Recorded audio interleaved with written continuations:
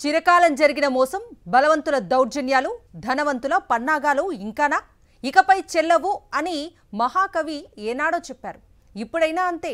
బూటకప్పు మాటలతో, నకిలీ క్రెడిట్లతో, నయవంచనలతో ఇంకెన్నాళ్ళు చక్రం తిప్పుతారు. సమాచార గుత్త ఆధిపత్యాన్ని సాంకేతిక విప్లవం బద్దలు కొట్టిన తర్వాత వార్తలపై, వ్యాఖ్యలపై పెత్తనాలు ఇంకెంతో కాలం సాగబోవని అర్థమైంది. సంఖ్యలు తెంచుకున్న సమాచారం సోషల్ మీడియా అవతారం ఎత్తిన తర్వాత కూడా కొంతమంది ఆధిపత్యం కొంతకాలం సాగిందేమో. సాంకేతిక సవ్యసాచులైన నవ యువతరం వాళ్ళు సమాచార చైతన్యం సంతరించుకుంటున్న క్రమంలో పాత ఆధిపత్యం పలాయన మంత్రం పఠిస్తోంది. అరబ్ వసంతపు చివుళ్లు, సోనార్ బంగ్లా మెరుపులు, నేపాల్ ప్రకంపనలు ఇప్పటికే సోషల్ మీడియా పవర్ను చాటి చెప్పాయి. చివరకు ప్రపంచపు గుత్తాధిపతుల కంచుకోటను కూడా సోషల్ మీడియా కుదిపేసింది. విశ్వగురువులు, విజనరీ వేషధారులు కూడా ఇక సవాళ్లను ఎదుర్కోక తప్పకపోవచ్చు. అభివృద్ధికి పర్యాయపదంగా చంద్రబాబు పేరును మన గుత్తాధిపత్య మీడియా ఎంత దీక్షగా చిత్రీకరించిందో మొన్నటి వరకు కొంతమందికే తెలుసు. ఇప్పుడు ఆయన అభివృద్ధి ప్రచారం బలుపు కాదు, వాపేనన్న సంగతి సోషల్ మీడియా కారణంగా చాలామందికి సాక్ష్యాధారాలతో సహా తెలిసిపోతోంది. చంద్రబాబును విజనరీగా చూపడం కోసం ఎల్లో మీడియా పూనకంతో చేసిన ప్రచారం కారణంగా తానే హైదరాబాద్ నిర్మాతనని, సెల్ ఫోన్ను తెచ్చింది తానేనని, ప్రధాన మంత్రులను, రాష్ట్రపతులను ఎంపిక చేసింది కూడా తానేనని ఆయనే స్వయంగా నమ్మే మానసిక స్థితిలోకి జారిపోయారు. ఈ రకమైన మానసిక రుగ్మతను ప్రతిపక్ష నేతకు అంటగట్టి చంద్రబాబు ఇమేజ్ను కాపాడాలనుకునే దుస్థితికి కూడా ఎల్లో మీడియా దిగజారిపోయింది. జగన్మోహన్ రెడ్డి తన రాజకీయ జీవితంలో ఎప్పుడూ కూడా ఈ తరహా ప్రగల్భాలు పలకలేదు. ఐటీ విప్లవం తన వల్లే వచ్చిందని ఆయన చెప్పలేదు. బస్సులో కూర్చుని తుఫాన్లను కంట్రోల్ చేశానని చెప్పలేదు. ఆయన సహచరుడు, పార్టీ కార్యకర్తలు కూడా అలా మాట్లాడలేదు. వీలైతే వచ్చే తుఫాన్ను జుట్టు పట్టుకుని వెనక్కి పంపేవాణ్ణని టీవీల్లో కూర్చుని ఆయన గురించి ఎవరూ చెప్పలేదు. భారత్ క్రీడా జట్లు సాధించిన విజయాల వెనుక ఆయన ఇచ్చిన ప్రోత్సాహమే కారణమని ఆటగాళ్లు అక్కడక్కడా చెప్పుకుంటున్నారని కూడా ఎవరూ మాట్లాడలేదు. తదుపరి ఒలింపిక్స్ ను రాష్ట్రంలోనే నిర్వహిస్తానని కానీ, నోబెల్ బహుమతులను పట్టుకొచ్చి యువతకు రివార్డులిస్తానని కానీ జగన్మోహన్ రెడ్డి ప్రకటించలేదు. జగన్ ప్రభుత్వం అమలు చేసిన ఎన్నో అభివృద్ధి, సంక్షేమ కార్యక్రమాలపై సరైన ప్రచారం చేసుకోలేదనే ఇప్పుడు ఆయనపై, ఆయన క్యాంపుపై వస్తున్న విమర్శ.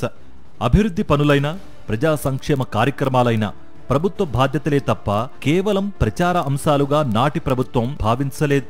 దీన్నే అలుసుగా భావించిన బాబు శిబిరం ప్రాపగాండా మిషనరీని మరింత అప్డేట్ చేసింది.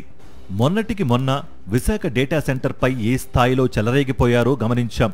స్వయంగా ప్రభుత్వాధినేతలే గూగుల్ కంపెనీ వారి చెవిలో మంత్రోపదేశం చేసి వారిని చెయ్యి పట్టుకుని నడిపించి విశాఖకు తీసుకొచ్చినట్లు ప్రచారం చేశారు. $15 బిలియన్ అతిపెద్ద విదేశీ ప్రత్యక్ష పెట్టుబడిని తీసుకొచ్చామని ప్రకటించుకున్నారు. ఇందులో అదానీ సంస్థ ముఖ్య భాగస్వామి అనే సంగతిని మాత్రం పొరపాటును కూడా ఎక్కడా రాయనివ్వలేదు. అసలు ఆ పేరును ప్రస్తావించనే లేదు. ప్రత్యక్షంగా గూగుల్తోనే తమ బంధుత్వం ఉన్నట్లుగా బిల్డప్ ఇచ్చారు. డేటా సెంటర్ అంశంపై వైఎస్ జగన్మోహన్ రెడ్డి మీడియా సమావేశాన్ని ఏర్పాటు చేసి అసలు సంగతి బయటపెట్టారు. విశాఖలో డేటా సెంటర్ ఏర్పాటు కోసం అదానీ సంస్థతో అప్పటి జగన్ ప్రభుత్వానికి 2020 నవంబర్లో అవగాహన కుదిరింది. డేటా సెంటర్లో కీలకమైన 3900 కిలోమీటర్ల సబ్సీ కేబుల్ వేయడానికి సింగపూర్ ప్రభుత్వంతో ఉత్తర ప్రత్యుత్తరాలు ప్రారంభమయ్యాయి. దాంతోపాటు డేటా ల్యాండింగ్ స్టేషన్ ఏర్పాటుకు కూడా పూర్వరంగం సిద్ధమైంది.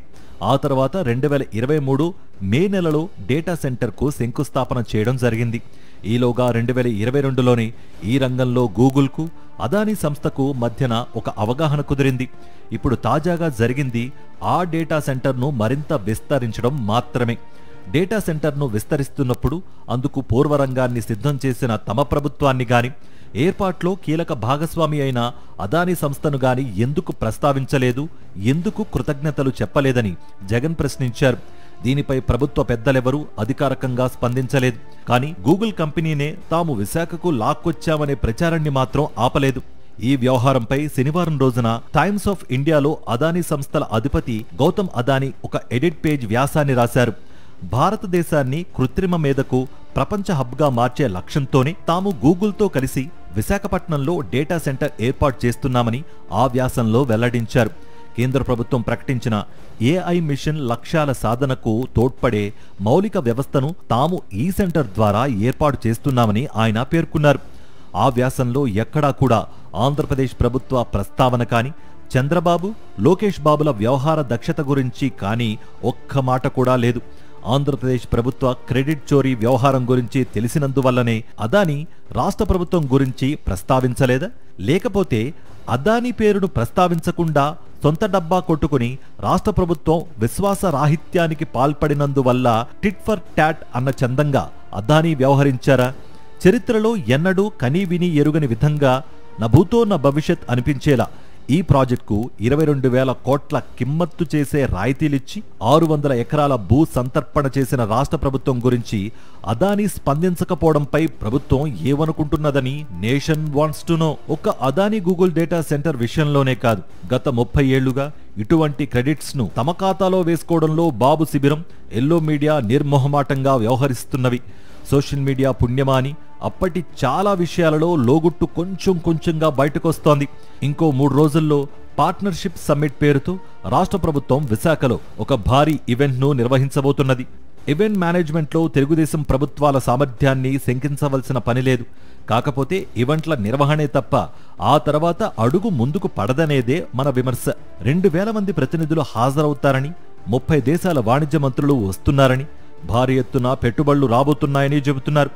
గతంలో కూడా ఇటువంటి ఈవెంట్నే నిర్వహించి భారీ ఎత్తున పెట్టుబడులొస్తాయని ప్రకటించారు.